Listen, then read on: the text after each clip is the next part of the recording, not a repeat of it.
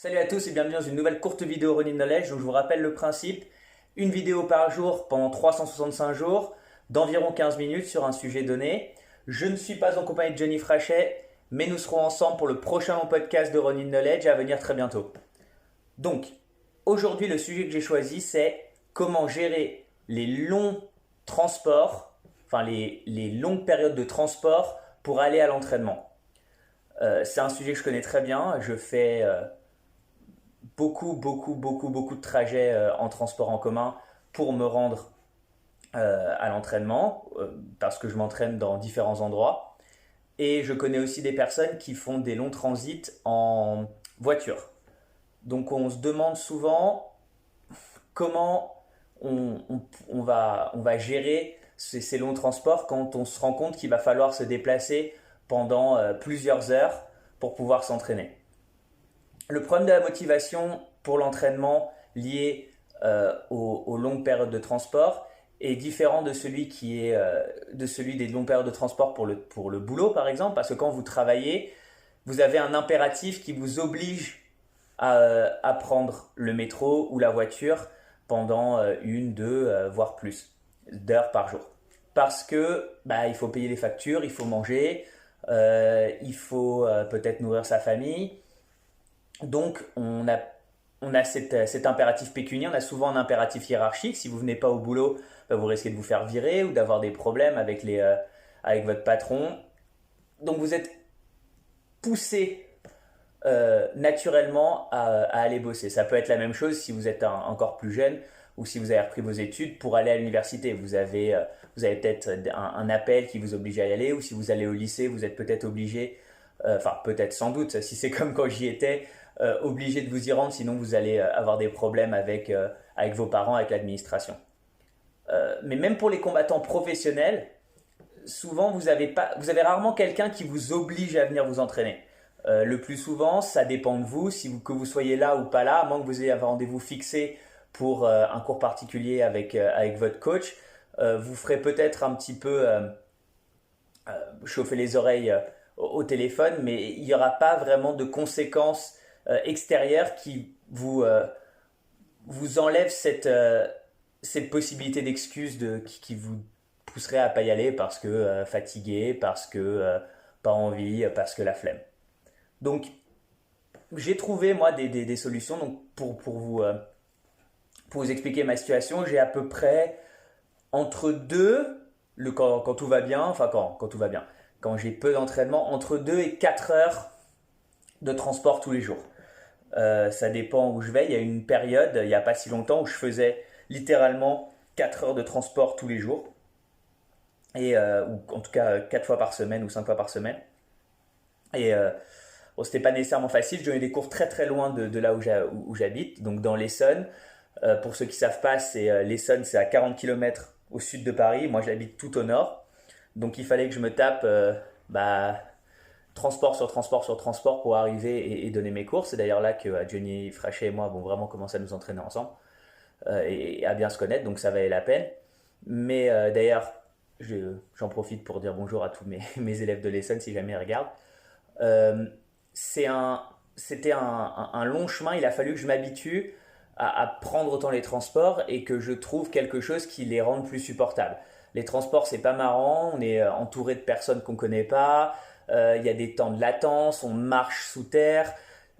L'hiver, on a un peu l'impression d'être un troglodyte, d'accord. Une espèce de. Quand on est un nain du Seigneur des Anneaux, on se balade dans des tunnels, dans des couloirs, dans des rames de métro, de RER ou de train qui sont pas nécessairement, ou de bus qui sont pas nécessairement super propres. Enfin bref, j'ai pas, si vous avez déjà pris les transports en commun, j'ai pas à vous expliquer pourquoi c'est désagréable. Si vous avez la chance d'être en voiture, vous pouvez être pris dans les embouteillages, ça peut aussi être déprimant, ça demande un autre type d'attention, il faut être attentif à la route, donc c'est fatigant. Et donc la solution que j'ai trouvée à ce problème, qui se posait à moi quotidiennement, c'est de rendre productif ou plus agréable ces trajets. Donc comment on peut faire? euh, La première chose à faire, c'est trouver une distraction pendant ce temps de latence où vous êtes assis. si vous avez la chance d'être assis, ou même quand vous êtes debout s'il n'y a pas de place assise. Et la chose à faire, la chose que j'ai trouvée qui m'a plu, c'est j'écoute énormément de podcasts. C'est une des raisons pour laquelle j'ai décidé de me lancer un peu là-dedans avec Johnny, c'est que j'écoute alors des heures et des heures et des heures et des heures et des heures et des heures de podcasts par jour. Je n'exagère pas euh, quand je dis que j'en écoute plus de 4 heures tous les jours. Il y a toujours un podcast qui passe chez moi, d'accord? J'ai la chance d'être anglophone, donc je peux profiter du panel immense de podcasts anglophones qui existent. Donc ça, c'est une première chose que vous pouvez faire. C'est pas, ou alors, évidemment, vous pouvez écouter de la musique, mais si vous voulez rendre la chose productive, vous pouvez écouter un podcast informatif pendant que vous vous déplacez. Et à ce moment-là, c'est comme si vous étudiez pendant votre déplacement et vous ne perdez pas de temps. On fera un petit topo sur les différents types de temps. La différence entre le temps productif, le non-temps, le temps personnel, etc. avec Johnny la prochaine fois qu'on sera ensemble pour une vidéo et un podcast. Donc ça, c'est la première chose que vous pouvez faire, c'est écouter quelque chose d'informatif pendant votre trajet. Deuxième chose que vous pouvez faire, c'est étudier. Étudier, ça veut dire quoi? Ça veut dire choisir un sujet qui vous intéresse et l'étudier pendant vos trajets. Donc comment vous pouvez faire ça? Je vous donne un exemple. J'ai commencé il y a peu de temps à apprendre le japonais. Mon but étant d'être, et ça me permet aussi de prendre un risque en vous le disant et donc de solidifier ma motivation. Mon but étant d'être capable de parler couramment en 6 mois. Donc comme vous pouvez le voir ici là, ça ce sont des petites notes, alors il y en a plein sur tout mon placard, ça grandit, ça grandit, ça grandit, de japonais, donc il y a du vocabulaire, des verbes, etc. Et j'ai téléchargé donc des manuels, des applications qui me permettent d'apprendre le japonais. J'ai trouvé une méthode qui me plaisait et que je peux pratiquer. Alors évidemment, on évite de parler, de mettre du son, mais enfin, sauf si on a des écouteurs, pas de problème, mais on évite de parler et de répéter dans le métro. Mais on peut, ça me permet de répéter pap sur mon portable et de travailler et ça fait passer plus vite le temps et ça me permet de faire du japonais pendant que j'avance. Je peux aussi, et ça c'est quelque chose que je fais énormément, étudier pour ce qui est des arts martiaux, des techniques. Donc je télécharge des instructionnels de très haute qualité, par exemple les instructionnels de John Danaher, ceux de Kid Dale, des choses qui sont extrêmement poussées, qui peuvent permettre même à des ceintures noires de progresser énormément. Et j'étudie pendant. Je prends des notes sur ce qui me plaît, etc. Je ne fais pas que regarder. J'étudie, j'ai ma petite application de notes à côté et je note de façon à pouvoir me souvenir et repratiquer ce que j'ai vu là pendant mes transports. Ça occupe le temps de façon extrêmement efficace et ça fait de votre temps de transport un temps personnel. Maintenant, il y a une espèce d'alchimie qui peut se faire. Vous pouvez, au bout d'un certain temps, transformer ce temps rébarbatif, ce temps de transport, en un temps de croissance personnelle et même un temps de plaisir. C'est-à-dire que on n'est pas tous, j'allais dire la chance, mais parfois c'est un petit peu, c'est pas vraiment le mot approprié. On n'a pas tous la possibilité d'avoir énormément de temps pour nous. Certains d'entre nous peuvent être mariés, on peut avoir une petite amie ou un petit ami, des enfants, etc. On n'a pas toujours où travailler, avoir des horaires de bureau qui font qu'on est pris pendant la majorité de la journée, on n'est pas seul. On n'a pas nécessairement beaucoup de temps pour nous. Et on attend parfois dans ces cas-là d'être rentré chez nous, d'aller quelque part où on sera seul pour reprendre ce temps, pour avoir ce temps pour nous et commencer à prendre du temps pour nous. Non, pour notre développement personnel ou pour se ressourcer. Vous pouvez utiliser votre temps dans le métro, même si ça paraît, enfin je dis le métro parce que c'est ce que je prends le plus souvent, mais ça peut être dans la voiture, n'importe où. Vous pouvez l'utiliser pour vous. Vous pouvez faire de ce temps qui est rébarbatif pour la plupart des gens, vous pouvez en faire le transformer en un temps de croissance et devenir par la même occasion quelqu'un qui utilise quelque chose qui est perçu par la part des gens comme désagréable, comme quelque chose d'agréable et ça va complètement changer votre rapport au trajet.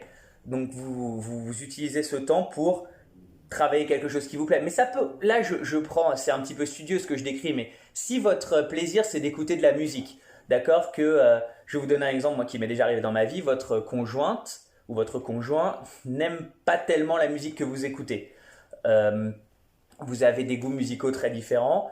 Vous ne voulez pas imposer vos goûts musicaux à la personne avec laquelle vous vivez. Vous pouvez utiliser vos trajets à pied, en métro, en voiture pour écouter la musique qui vous plaît et vous mettre. Enfin, j'ai pas besoin de vous expliquer, je pense, le plaisir qu'on peut éprouver à écouter de la musique. Si vous voulez apprendre quelque chose de nouveau, vous pouvez transformer votre voiture en votre salle de classe. Vous pouvez transformer un simple siège de métro en salle de classe. Vous pouvez en faire aussi. J'ai vu des gens souvent dans le métro dessiner. D'accord. Il y a dessiner, faire des croquis. Je suis en train aussi d'apprendre à dessiner un petit peu. Je le fais. Je fais pas assez mes exercices. Je dessine un petit peu tous les jours, mais pas suffisamment.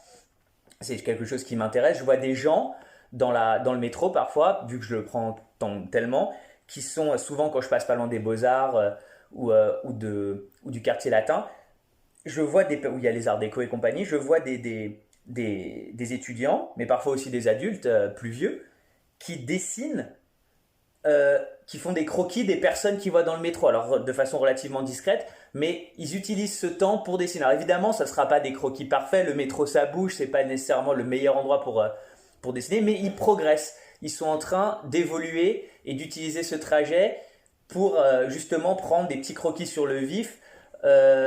Et au final, les gens sont rarement, on va dire, pas plus eux-mêmes, mais en tout cas, si vous voulez des vraies tranches de vie, vous pouvez en voir dans le métro. Ou alors j'ai déjà vu des gens lire, il y a quelques jours, je voyais quelqu'un lire un livre sur la perspective. Donc il était en train de s'améliorer, d'améliorer ses connaissances sur la perspective, sur son hobby, sa passion. Enfin, je suppose que sa passion, vu qu'il lit des livres dessus pendant qu'il est dans le métro. Il était en train de lire un livre lié à sa passion dans le métro. Il était en train d'apprendre. Il n'avait pas besoin d'avoir un fusain dans sa main pour progresser en dessin. Il pouvait déjà avancer et savoir qu'il serait meilleur en sortant du métro qu'en rentrant dedans. Il a transformé son temps de transport en un temps vivant. Johnny Frachet, avec qui je passe beaucoup de temps, écoute beaucoup de podcasts et de livres audio dans sa voiture parce qu'il fait des très longs trajets en voiture, enfin relativement longs. Vous voulez un exemple de pourquoi ça peut aider? Johnny Frachet, quand je l'ai connu il y a quelques années, parlait correctement, enfin à peu près anglais. Johnny Frachet maintenant comprend tout ce que je lui dis en anglais, comprend tout ce qu'il entend dans des podcasts avec des gens, même avec quand des gens ont des accents relativement forts. Il est rare que je lui parle de quelque chose ou que je lui montre quelque chose en anglais qu'il ne comprend pas et c'est souvent lié à ou un accent extrêmement prononcé de la personne dans la vidéo en question ou au fait que la personne utilise des termes d'argot assez relativement on va dire obscurs pour quelqu'un qui ne vit pas ou qui n'a pas vécu extrêmement longtemps aux États-Unis ou dans un pays anglophone.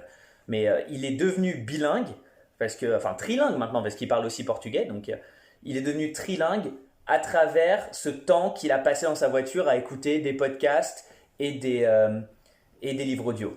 Donc utilisez ce temps, encore une fois, je sais que je me répète, mais c'est important, utilisez ce temps de latence, si vous le pouvez, pour grandir. Ne subissez pas les transports, ne subissez pas le trajet. Essayez de vous améliorer. Et qu'est-ce que ça a à voir avec l'entraînement? Ça a à voir que vous allez vouloir peut-être prendre le métro en vous disant au moins à ce moment-là j'aurai du temps pour moi pour avancer. Vous allez vouloir sortir de chez vous, vouloir partir du bureau, pas uniquement pour arriver chez vous dans ce cas-là, mais pas uniquement pour arriver à l'entraînement, mais aussi pour le trajet. Évidemment, ça transforme pas le trajet en métro en salle d'université ou enfin quoique, mais ça transforme, en tout cas ça le transforme pas en moment nécessairement de plaisir, mais ça enlève énormément du côté rébarbatif et vous savez que vous allez pouvoir en profiter. Je vous donne un exemple tout de suite. J'étais en train d'étudier des techniques là juste avant de faire cette vidéo.